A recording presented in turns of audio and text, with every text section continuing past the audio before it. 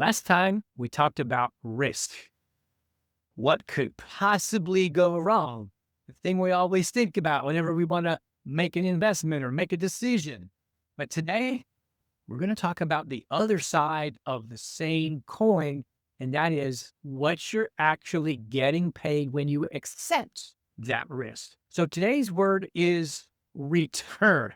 By the way, I'm Darren Vilardo, the owner and founder of Tekton Wealth Advisors. If we've not met yet, thank you so much for checking out the channel and stopping for a minute. Our goal here is to provide education and transparency in the world that we live in, which is retirement planning, helping those who are approaching retirement or already retired make informed, smart decisions about their money. So, return. All right. Return is just simply, it's what your money earns. Growth, interest, dividends, anything that your dollar produces just beyond being a dollar. Here's a secret nobody tells you. The number on your statements is almost never the number you actually keep.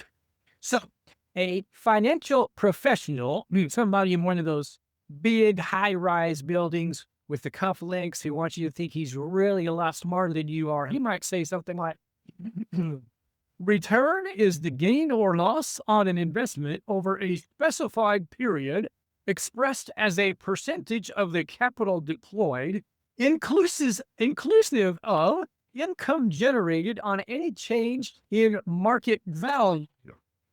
Yeah, you have permission to just turn around and walk away if someone talks like that at a party. In fact, we pride ourselves on making things very simple, easy to understand, and getting away from all this financial jargon.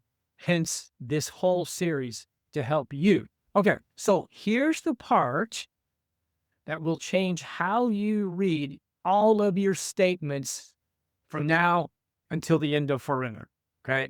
Because the same investment produces not one, not two, but three different return numbers. Three. And only one of them actually buys you anything. Only one of these return numbers you can take to the bank, so to speak. Okay, return number one is the stated return. This is the headline number, the 10% that the brochure says, or that the one-page flick for that whiz-bang mutual fund you've been pitched. That's the actual return, right? The 8% that your buddy brags about at the barbecue, the number that everybody talks about, oh, I doubled my money in a tech stock in the last year. Okay, that's great. But that's the number that nobody actually keeps.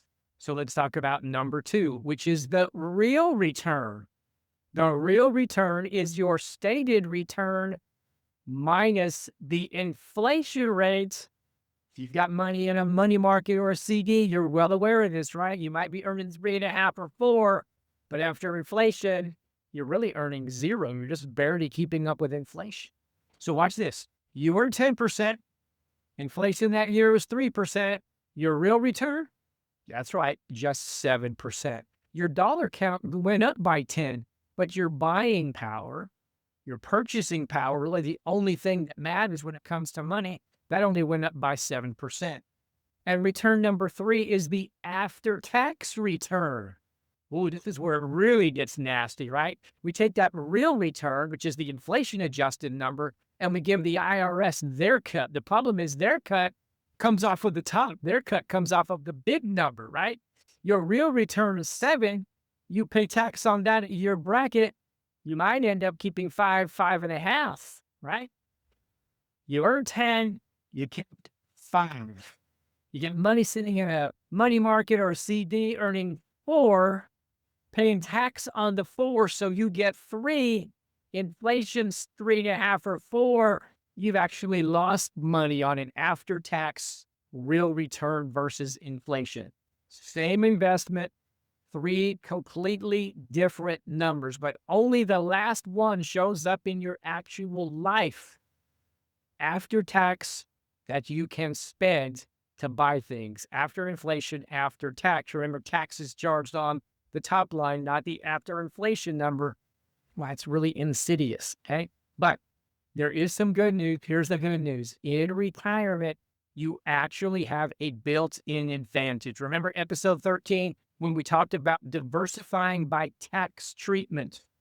A retiree with money in three buckets, the taxable, the tax-deferred, and the tax-free, we get to manipulate which of these three return numbers shows up in their life. Same market, same investments, same inflation, but a different ending result because the tax wrapper, the taxation of those various buckets, changes the math.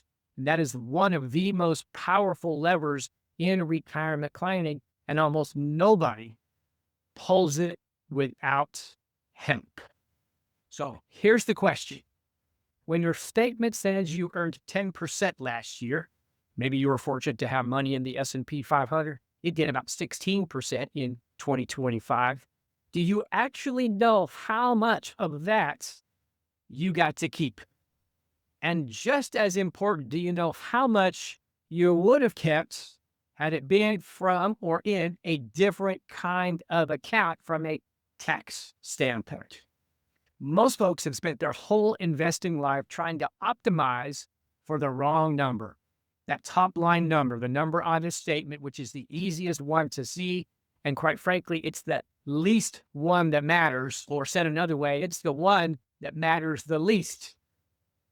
If you'd like to understand which of the three returns your plan is actually delivering, well, we believe that's a conversation worth having.